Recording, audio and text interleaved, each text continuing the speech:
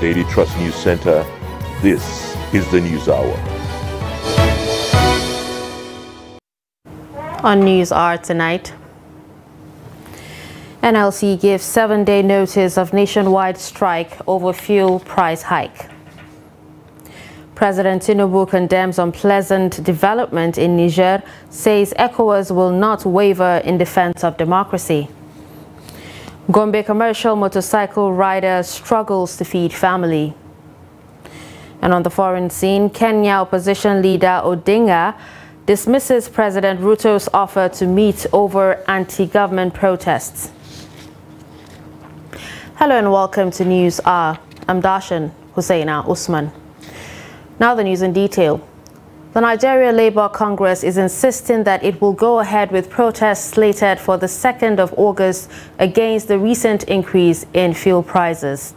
National President of the NLC, Joe Ajaero, stated this on Wednesday night at the resumed meeting between the federal government and organized labor on palliatives arising from the removal of fuel subsidy. Ajaero said the warning strike had nothing to do with the meeting between the federal government and the labor unions, but was about the recent increase from 520 naira to over 620 naira.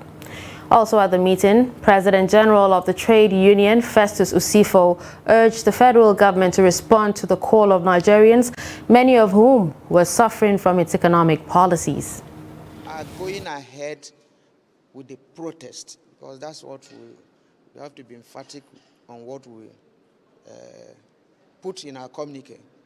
We say we are commencing protests from the 2nd. This meeting has no relationship with the. Remember, and I want you to be careful about it.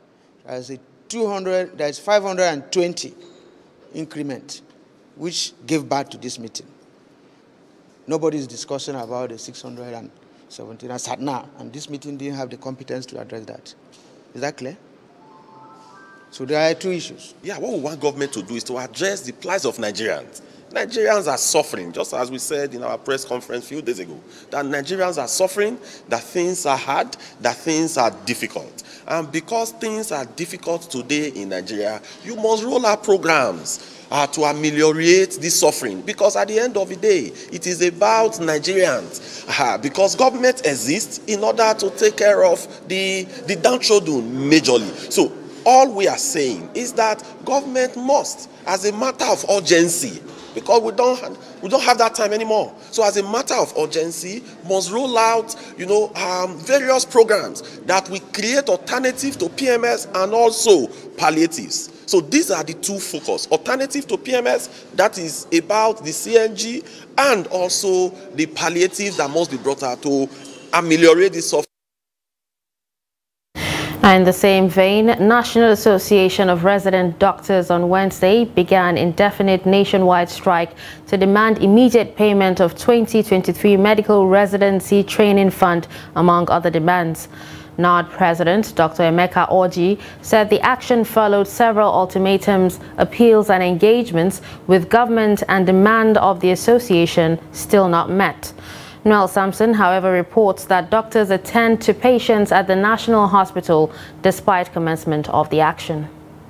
The strike may likely affect patients on admission in the hospitals, but at the National Hospital Abuja, some doctors are attending to patients. Head of Department, Information Protocol Management of the hospital, Tayo Hastrop, says patients are attended to in the hospital, even though resident doctors have commenced indefinite strike. We have other sections of the hospital working. We have our nurses, our consultants, the senior doctors. They are also on ground. The point is that these are the younger ones that are supposed to support them, but they're not there. That means the rate of what they can do will also be reduced, but the laboratory is there. Our patients in the wards, they are also there in the wards. We are seeing them. Nurses are also attending to patients who they expect to nurse in the wards. The house officers, we call some doctors house officers, they are for 1 year in any hospital, training for 1 year. All the house officers are on ground. They are not member of NAT, and so they are not on strike. They are also working to see their patients. So that means the doctors who are coppers, that means the doctors who are house officers, that they won't be on ground to support the consultants. Some patients who came to the hospital for treatment or consultation speak on the doctors' strike. We came in here, in fact, we were not even aware that there is strike. It was when we came around that one of the personnel told us that the doctors were not on ground, that there has been a strike. So when we came in, the hospital is scanty because the number of patients they register per day, I think they do take up to like 60. But looking at the issue on ground, the patients are scanty. And they are not even, I think we only have, there are 2 doctors on ground. And we've been here for an hour up to now. We have not been attended to. I hope they will attend to us. I came in this morning and I was attended to by the nurses and the doctors. I'm waiting for my test. They were able to attend to me smoothly. The only thing on the lips of these patients is passionate appeal for the government and the National Association of Resident Doctors to come to the negotiation table and resolve their differences. Noel Samson, Trust TV News, Abuja. The Zamfara State branch of the National Association of Resident Doctors on Wednesday joined their counterparts nationwide to embark on an indefinite strike to press home their demands. The State Secretary of the association, Ibrahim Dauran, said the association or the action became necessary due to the federal government's failure to honor agreements and refusal to meet their demands. The report. According to Dauran, among the pending issues that provoked the indefinite strike are non-payment of hazard allowance, residency training fund, and improved manpower. Dauran explained that the resident doctors have empathy for the patients on what they will go through during the period of the strike, but have no option than to take this painful decision to go on strike because of the government's insincerity to keep to the agreements reached by them. He noted that the association had invested time deliberating with government to get them to implement the agreement, but all effort proved abortive as the government kept giving them false hope. It's a painful decision actually, very sad. We consider our patient first. Our own responsibility is to serve humanities. We have given time with a lot of false hope that we have been receiving from the people in charge. As you have gone around the center, you have seen some doctors working, but at exactly 12 noon, nobody is going to work. All of them, we have a strike monitoring committee that is going to go around. And as I've said it, our motto is to serve humanity. The action has been taken. When we look at it, we cannot just go like that and shut down everything. Our patient, we have the critical and the stable one. We give a timeline to 12 noon today so that all doctors will hand over liabilities of the patient to the respective authority concerned. Dauran appealed to the government to place premium on the lives of the masses and consider what patients would go through as they shut down medical services in the hospital to compel the government to do the needful regarding their demands. All right, now we have joining us to talk about the proposed warning strike by the Nigeria Labour Congress. We have Mr. Samson Osage. He's a legal practitioner, consultant on legislative and governance matters, and former member, Minority Whip, House of Representatives, to speak to us on this issue. Good evening, and thank you for joining us, Mr. Osage. All right, so can you tell us, is there any way the warning strike by the NLC will have any impact on government policy that is already being implemented? Definitely, because the workers constitute the government bureaucracy for the implementation of government policies and programs. So it is my candid advice that government and labor must strike a consensus on all the issues involved for the purpose of implementing the policy on palliatives and the long-term strategy to reflate the economy. The truth is that government cannot afford to have economic activities shut down, and even it is not even in the best interest of the labor union to have the entire country shut down without any economic activity, because that will further deepen the economic problems that the country is facing at the moment. So much as I cannot blame labor for wanting to embark on strike, because to start with, the workers constitute a huge bulk of our population. You know, government and labor must also remember that they have a collective duty to ensure that governance runs seamlessly, so that government policies and programs for the purpose of giving the populace the benefit will also run swiftly. So I am advising that both government and labor must find a common ground for the purpose of the economy and for the purpose of the populace. All right, Mr. Osage. Now, there is already a court order by the National Industrial Court stopping the earlier strike proposed by the NLC. Now, will this strike not be legal if the labor union goes ahead with it? Well, I think the labor union have their lawyers, and I think government also have their lawyers. It is in the interest of justice and the rule of law that laws and court orders must be obeyed, both by government and by labor. So I believe that it is the interest of our country that no laws or no court orders should be flattered on both sides. And if there are reasons for any of the parties, to seek redress arising from any court judgment, they should do so by going on appeal rather than flagrantly flouting the orders of court or any law of the country. So it is my own suggestion or recommendation that if there be a court order, as you have said, if the court order impacts on the right of labor to go on strike, then it means that labor cannot afford to do that, because it will mean that they are not respecting the order of court the same way they will accuse government if government were to also flout the court order. All right, so Mr. Osage, as a former lawmaker and a consultant on governance issues, can you tell us what exactly are government's choices now, and what are the options before labor if government calls their bluff? Well, I don't believe that government should have to call their bluff. And I also do not believe that labor should not continue to dialogue and negotiate with the government. So, like I said at the beginning of this program, both government and labor have an abiding responsibility to ensure that governance and the economy is not shut down. That will worsen the living conditions of the populace.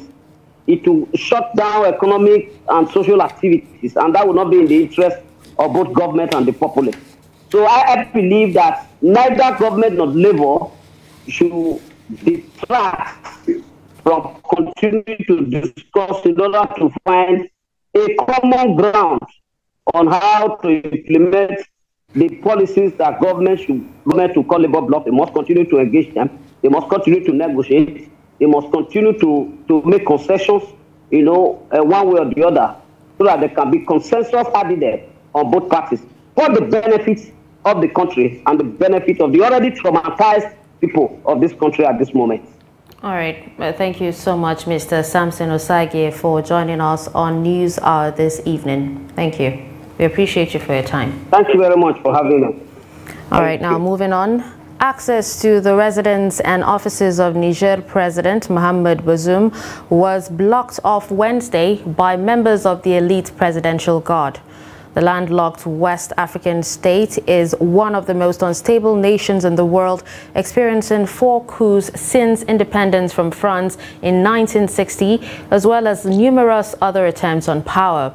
According to reports, access was sealed off both to Bazoum's official home and offices in the presidential complex in Niamey, although there was no abnormal military deployment or sounds of gunfire in the area and traffic was normal. The country's last coup occurred in February 2010, overthrowing then-President Mamadou Tanja.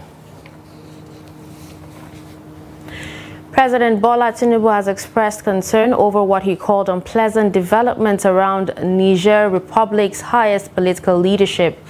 Tinubu, who is chairman of the Economic Community of West African States, ECOWAS, however, sends clear warnings to all players in the country that the leadership of the region body and all lovers of democracy around the world will not tolerate any situation that incapacitates the democratically elected government. In a statement he signed personally, President Tinubu said the ECOWAS leadership will not accept any action that impedes the smooth functioning of legitimate authority in Niger or any part of West Africa. The president says the organization is closely monitoring the situation and developments in Niger and will do everything within its powers to ensure democracy is firmly planted, nurtured, well-rooted and thrives in the region. Tinubu said he is in close consultation with other leaders in the region to protect hard-earned democracy in line with the universally acceptable principle of constitutionalism. As the chairperson of ECOWAS Authority of Heads of State, President Tinubu said that Nigeria stands firmly with the elected government in Niger and leaders in the region shall not waver to defend and preserve constitutional order. All right, now we also have joining us Professor Jibrin Ibrahim, Director at Center for Africa Development and Chair of the Executive Committee of West African Civil Society Forum, joining us via Zoom to discuss developments in Niger. Good evening and thank you so much for joining us. Good evening. Can you tell us, Nigeria's president, of course, is ECOWAS chairman. Now, what do you think the regional body should do to restore democratic order in Niger? Should Nigeria contemplate sending mediators to Niamey in view of the strategic position of Niger to Nigeria's security? That has already happened. President Tinubu, in his capacity as the chairman of ECOWAS, has appointed President Patrice Talon of Niger Republic as the mediator. He was here in Abuja earlier this afternoon to discuss with President Tinubu, and he's now started his work as mediator in Niamey already. Okay. Now, I remember, months ago, French troops were actually forced to exit from Mali, but are today testing a discrete partnership in Niger. Now, the country has been playing a stabilizing role in regional security also. What does the presence of French mean to the regional peace agenda? Because so many people are actually skeptical about this.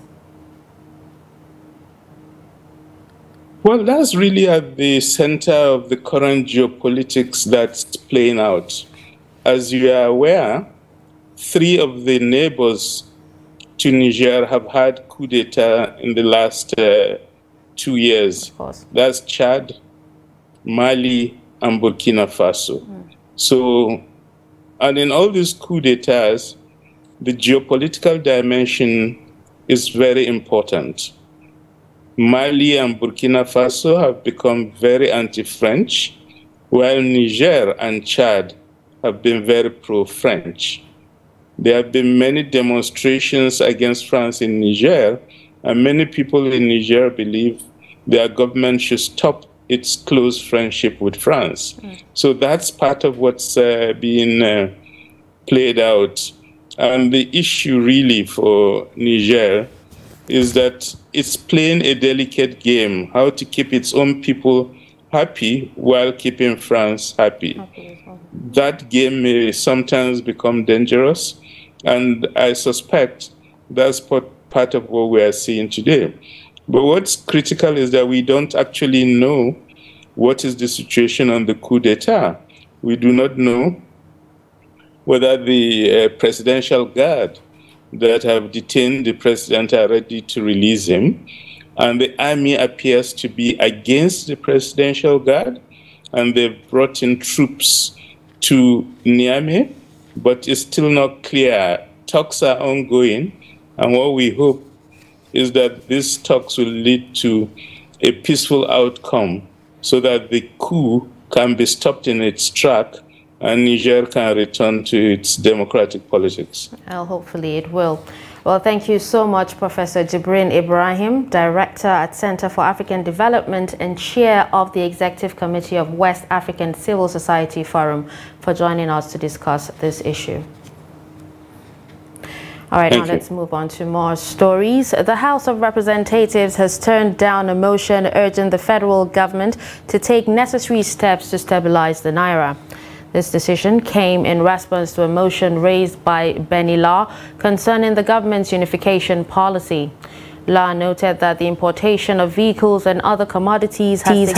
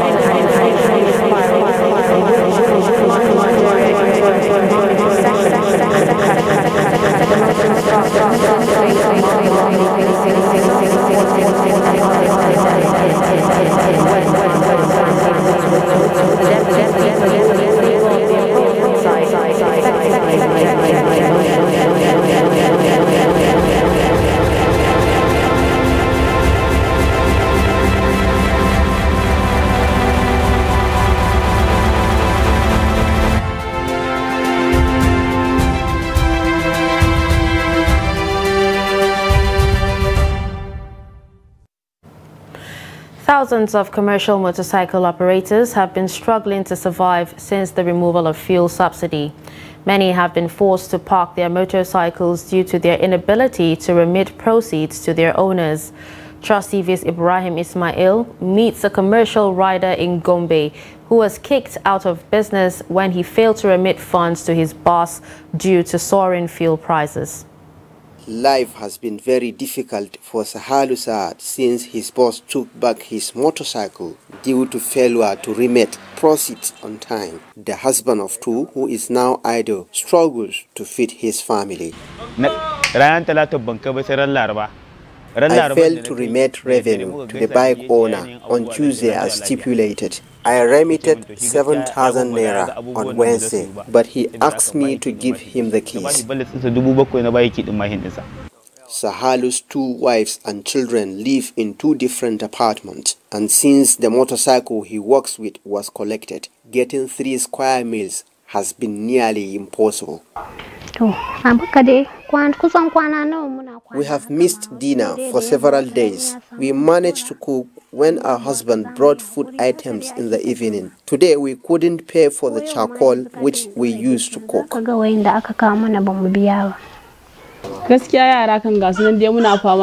We have been struggling with the children. They used to cry because of hunger. We had to beg for food from our neighbors to feed the children.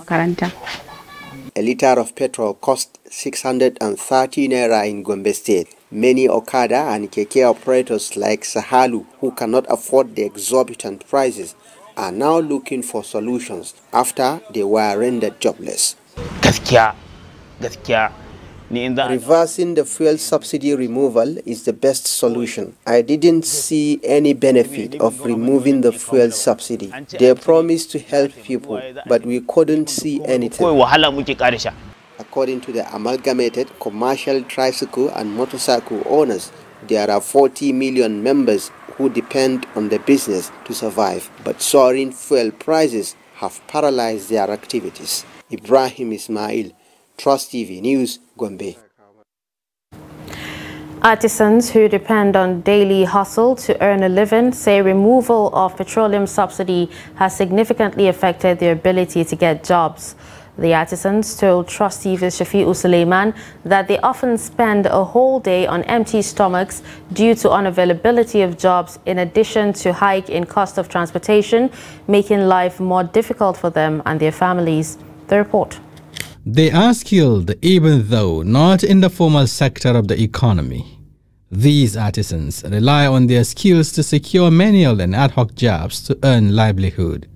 But their continuous survival and the harsh economic realities, such as the petroleum subsidy removal, has added to their predicament. It's so much affecting us as a laborers for Nigeria.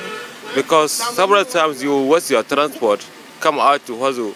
To get the money to go back to your home is a problem. To get what you eat to your stomach is a problem for us for Nigeria. Because of what? Because of all these power subsidies. Since morning I have not eaten. It's just granola that I eat here. I have not eaten since morning. And I don't have money to go and buy foodstuff. Before I will go and buy foodstuff and keep and I will be working. But now, since last week, I don't have foodstuff. As the Nigerian government explores available options to cushion the effects of the painful but necessary decisions, these people say accommodating them in the arrangement is imperative. We need assistance. Even though there are no release something for us, let's release work for people. Let people have to know what they are supposed to do to make something for them. We are not even thinking about the palliative. The palliative is not reaching us at all. If they want the palliative to reach us, they should bring the palliative to the church and to the mosque. While some countries are investing in human capacity to spur development, Nigeria's skilled manpower is left to look elsewhere for greener pasture.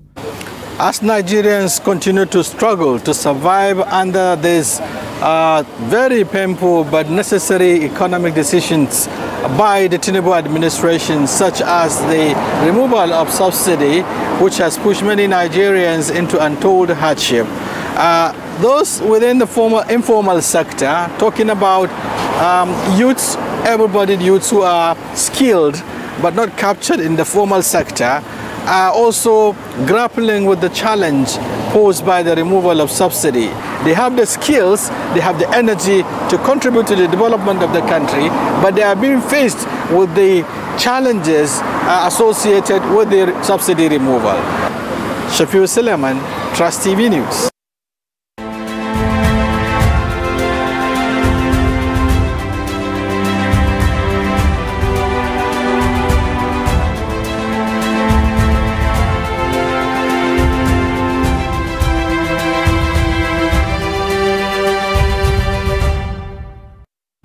You're watching News Hour on Trust TV. Coming up after the break, we'll take a look at challenges of research outputs in the academia. Stay with us.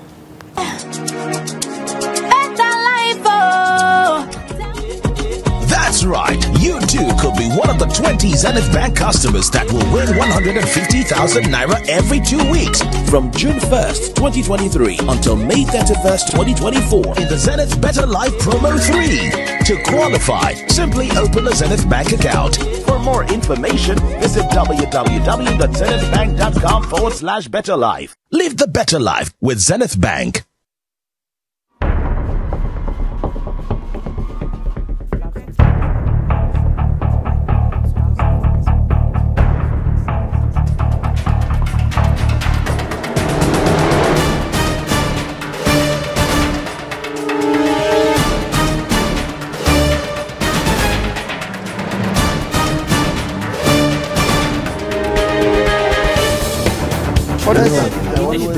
That's great.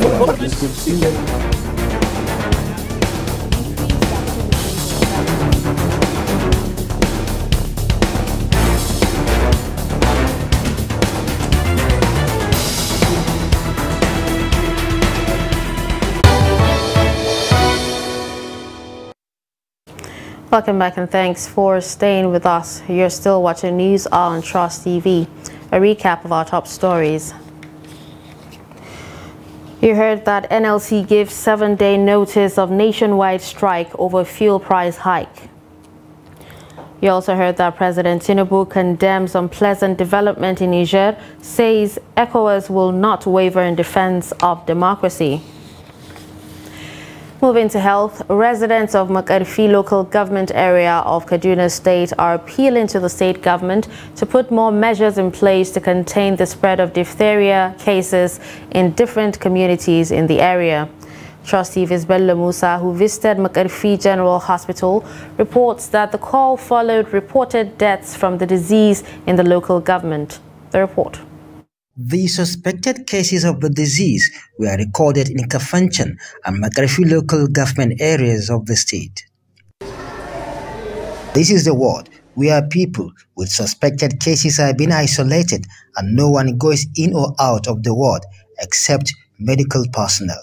Dr. Yishau Abubakar, the medical director of Makarfi General Hospital, where the patients are isolated, explained that deaths have been recorded from the suspected cases. So the patient we received them on Friday. We received 9 patients which were suspected of having diphtheria from Gubuchi, from Gubuchi ward, which is part of Makarfi local government.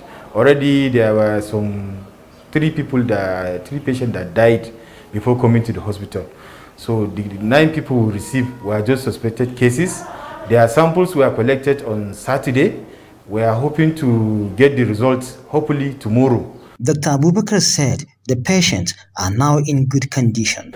And so far so good. All the 12 patients we have, they are doing well. In fact, we are hoping to discharge them very soon. Though people are going about their daily activities in Makarfi town, the news of the outbreak of the diphtheria disease has, however, sent chills down their spine. We are not happy with the outbreak of the diphtheria disease in our community, but we are praying that God will help us contain it. We are also appealing to the government to take measures to prevent the spread of the disease.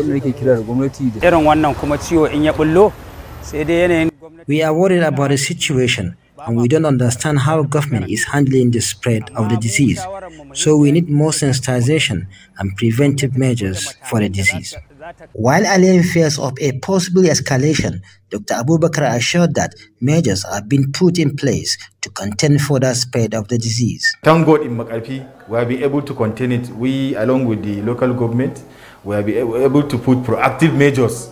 And right now, we can assure people to calm down, that the case is under control. So far, out of the 16 suspect cases in Makarfi local government, 4 patients died before coming to the hospital, while 12 people are still receiving treatment there. However, while compiling this report, another suspected case of a 14-year-old arrived Makarfi General Hospital. Bella Musa, Trust TV News, Kaduna. Now on security, the Plateau State Police Commissioner Bartholomew Onyeka on Wednesday paraded suspected criminals who engaged in gun running, kidnapping, armed robbery and cultism in the state. The commissioner, who paraded the suspects at the headquarters of the command, says the exercise is part of the successes recorded by the command within this month. Ado Musa completes the story.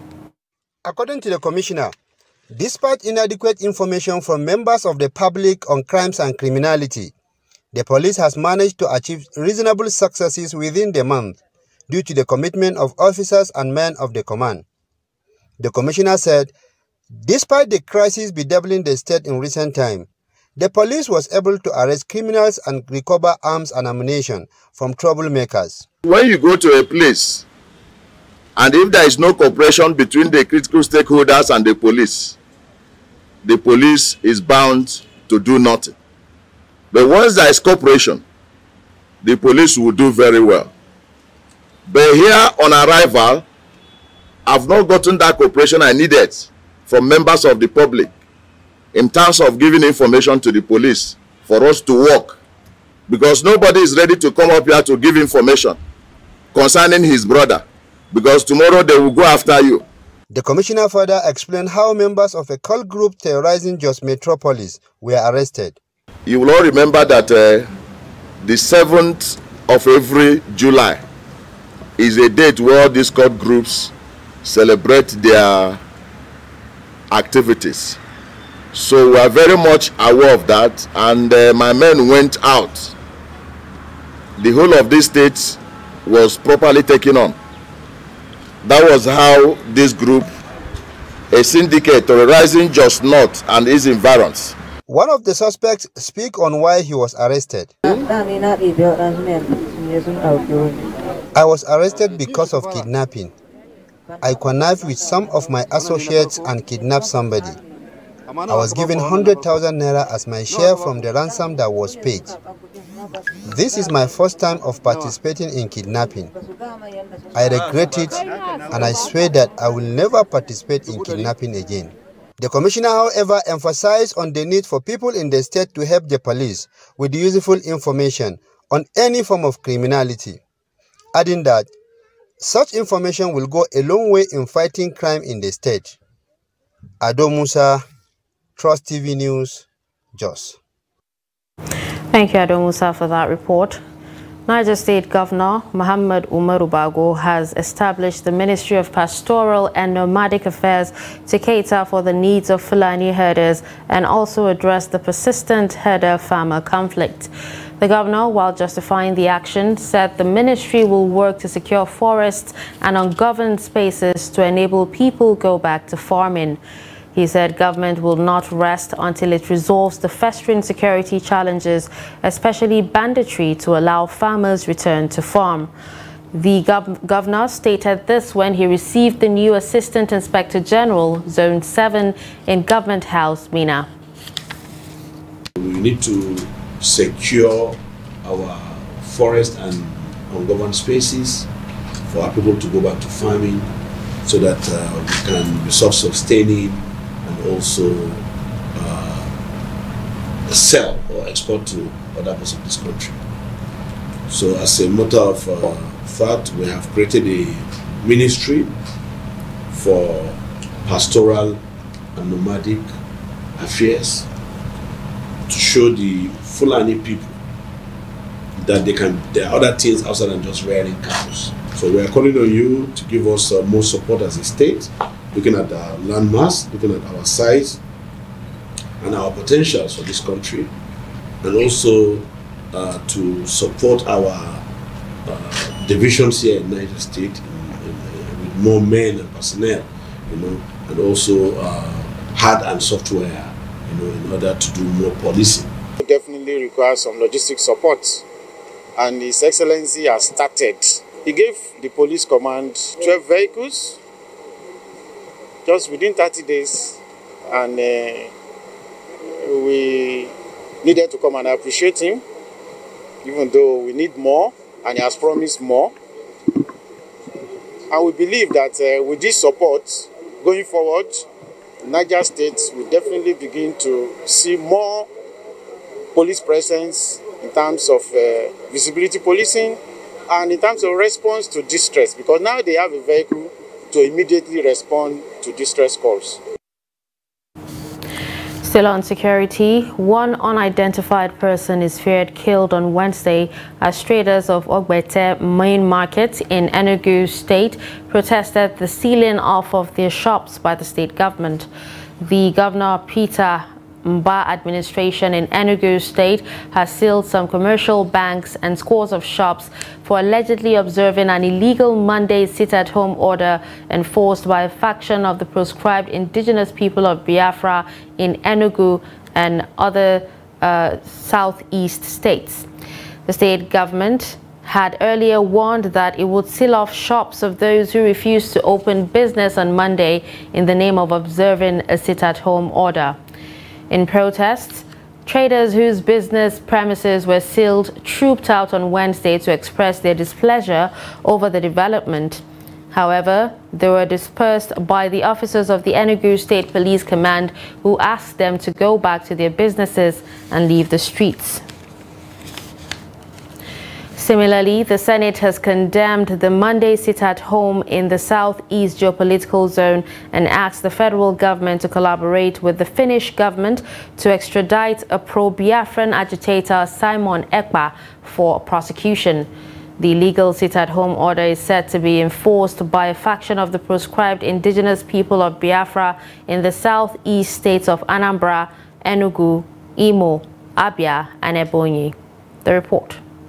The unconstitutional order was declared in 2021 to press home demands for the release of IPOB leader Nnamdi Kanu, who has been detained by the Department of State Security Services, DSS, and prosecuted for terrorism-related charges.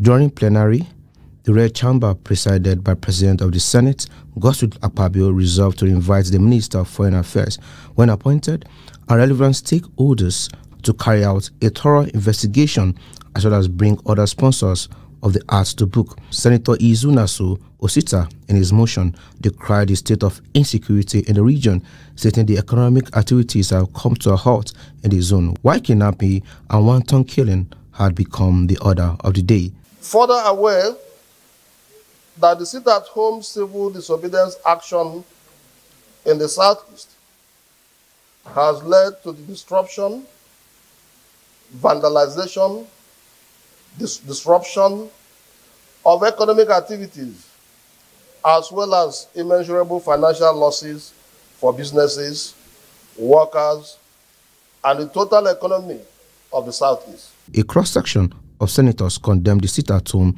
in the southeast geopolitical zone. There is no one in the southeast except the criminals who support this sit-at-home.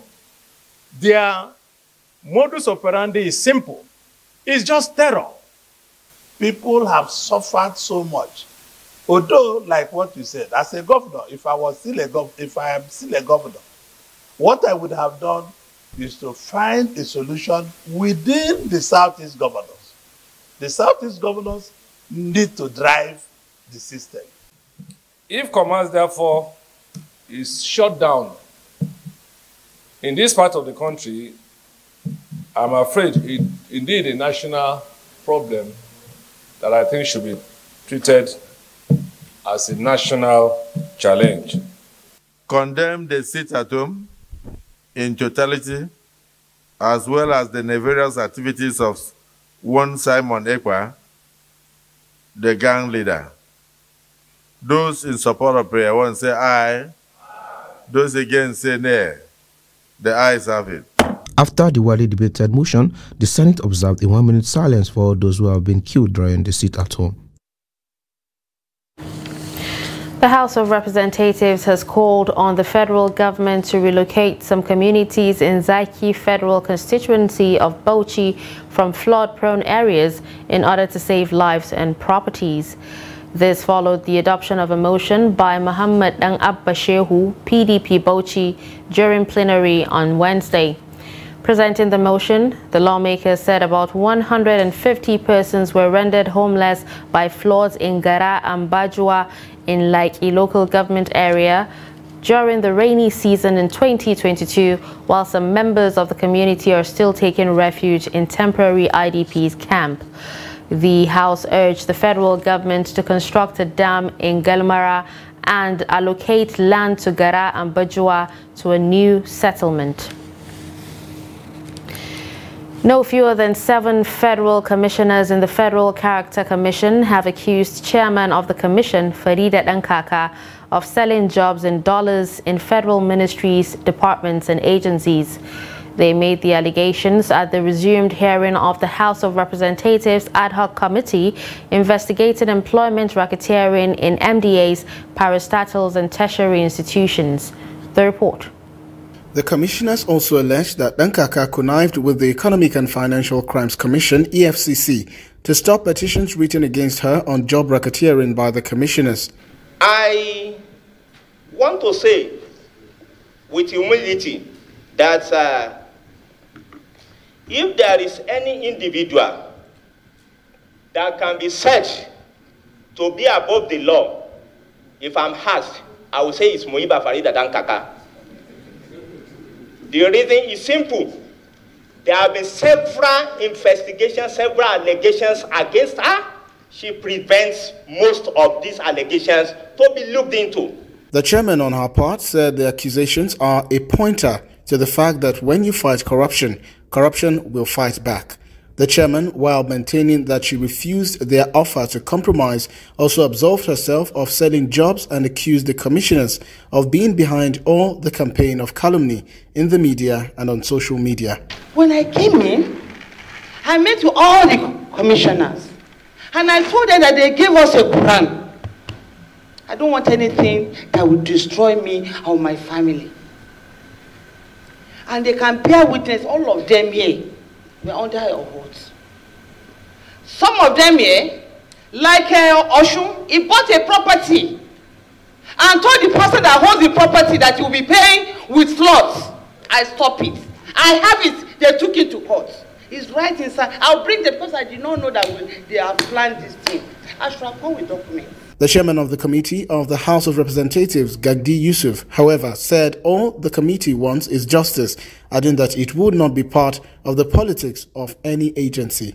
He queried why documents relating to the activities of the commission in terms of employment would be said to have been missing. This document should come on Friday and you appear on Monday. If you already have the originals, we will give you the allegations and the photocopy today, now before you leave this place. Secretariat, make copies of all those evidences and give her now. Respond to the two issues and let us have secretary the response before Friday.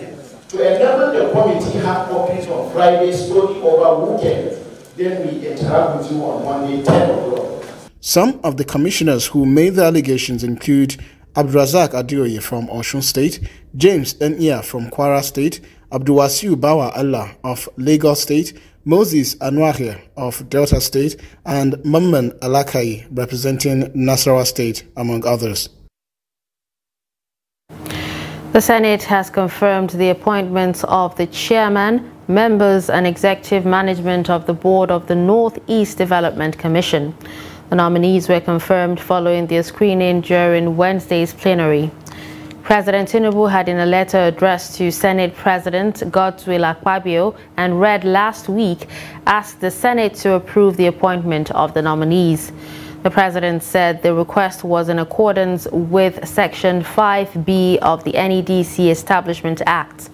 Speaking before his confirmation, Alkali, who was renominated as the agency's managing director, said the NEDC has so far executed over 600 projects across the states in the Northeast in different sectors, including housing and irrigation, water projects.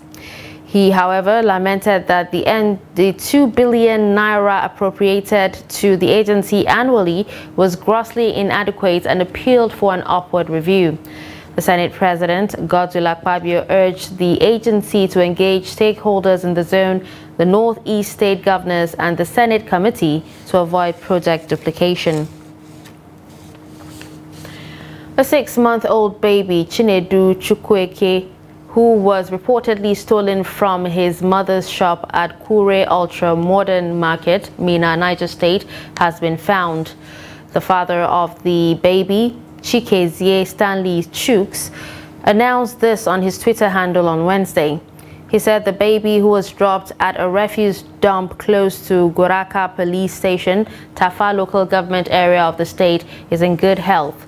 When contacted, the Niger State Police Command's Public Relations Officer, DSP Wasiu Abiodun, confirmed that the baby was found on Wednesday at about 12:30 p.m. Abiodun said the baby was taken to a nearby hospital for medical examination, is confirmed to be in good health, and has been reunited with his family. The Kwara State Police Command has arrested and paraded 6 suspects for alleged kidnapping and terrorizing of people around Kwara South Senatorial District. The State Commissioner of Police, Ebonluwa Rotimi Adelesi, while parading the suspects, accused some villagers of colluding with the kidnappers. She said the bad elements among the people usually connived with criminally minded herders to terrorize the area. She also raised concerns over the attitude of some indigents who she said refused to come out to identify suspected kidnappers whenever they are arrested. On Thursday, July 13, 2023, at approximately 17:00 hours, one Abubakar Aruna, AK Muslim, and one Kayode Musa were driving from Okeonigbe to Isan Luisi in a Toyota Camry, when a group of armed men suspected to be Bororo Fulani emerged from the bush and abducted them and disappeared into the bush. While efforts to rescue the victims were in progress on 21/7/2023 at about 06:30 hours by a team of security agents as well as the local vigilantes and all hunters. They were met with hail of gunshots from opposite direction. Unknowingly to them, they got into the den of the kidnappers. There were exchange of gunshots. Two of the kidnappers were felled, while some escaped with gunshots. But because they knew they were caught, and probably the victims knew their identity, some of their identity, unfortunately, the victims were felled and they died. However, one of them did not die immediately. He died on the way to the hospital and made some revelation to the law enforcers. Funding research in Nigerian universities is still a challenge, affecting productivity and outputs, as well as limiting the scope of research work. Experts at a 3-day research training in Bayero University, Kano, argue that strengthening writing skills of early researchers will significantly improve Nigeria's education system. Trust TV correspondent Idris Jibrin reports that it is the first time early researchers in Nigerian universities are meeting in Kano to improve capacity. These are doctorate degree holders of different fields of studies from various universities and research centers across the country.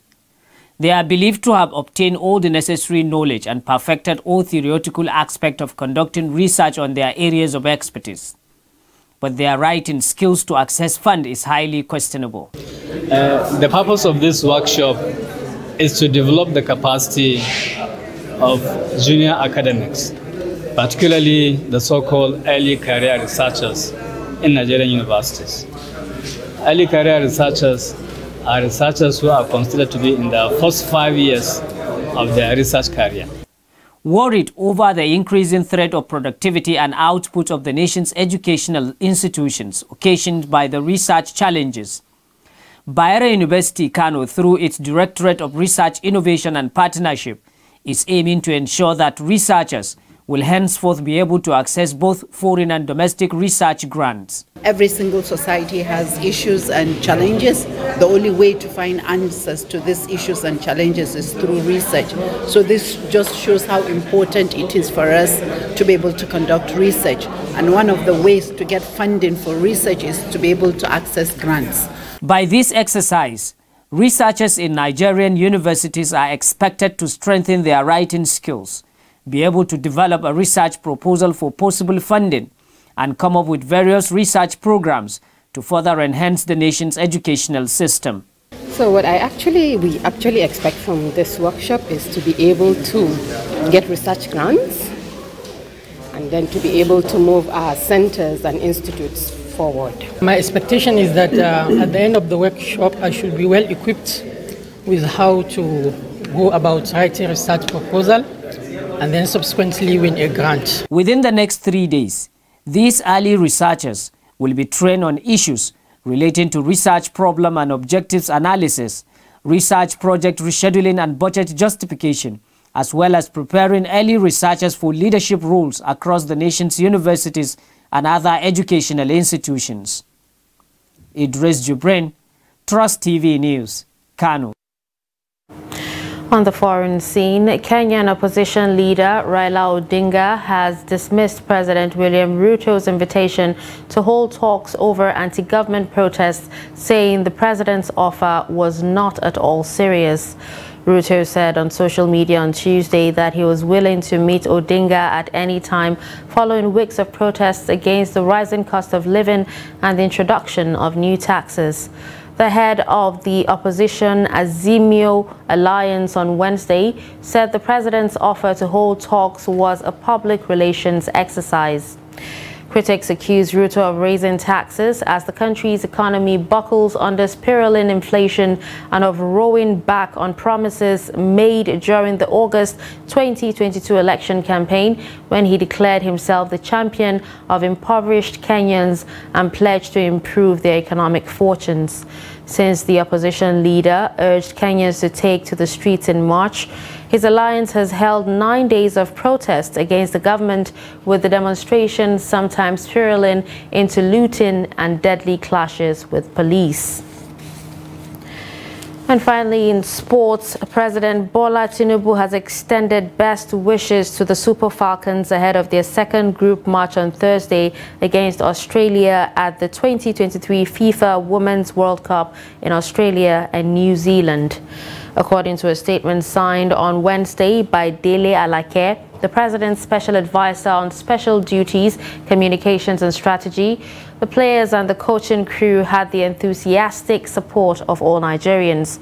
The President, according to the statement, was immensely proud of the Super Falcons' impressive performance in the opening match against Canada, a formidable opponent and the reigning Olympic champion. He therefore firmly believed that the upcoming match on Thursday would be a thrilling encounter that will culminate in victory for the Nigerian team. Acknowledging the Super Falcons' remarkable achievements as a dominant force in women's football in Africa, President Tinubu is confident that the blending of new talents with seasoned veterans will propel Nigeria's success in women's football to even greater heights in the tournament.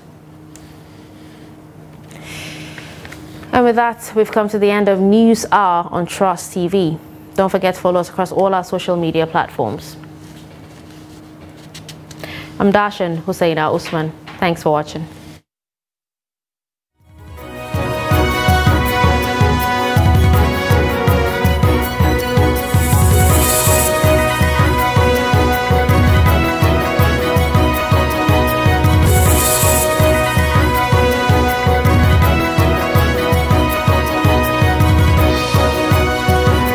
From the Daily Trust News Center, this is the News Hour.